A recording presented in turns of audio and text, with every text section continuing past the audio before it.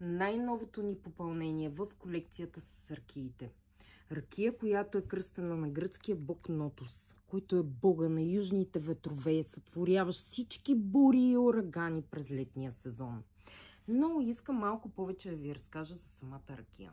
Ракията е направена от сорта Пино Нуар и има леки нюанси на червени плодове и ванилия, което най-вероятно ще я направи много лека. Много ще се радвам в коментари, ако напишете, ако сте я опитвали, разбира се, и напишете дали ви е харесало или не. Защото цялата серия като цяло е много интересна, от много интересни сортове и разбира се е кръстена на гръцки богове. Страхотно попълнение за подарък и стават уникални кошници. Сега ще я довърша тази, която отново е за юбилей на мъж.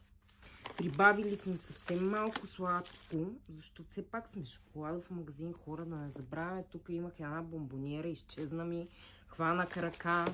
Ето, благодаря, намерих си ги, върнаха се краката. Пишете в коментар, харесва ли ви финалния резултат и разбира се, много искам да разбера коментари относно ракиите.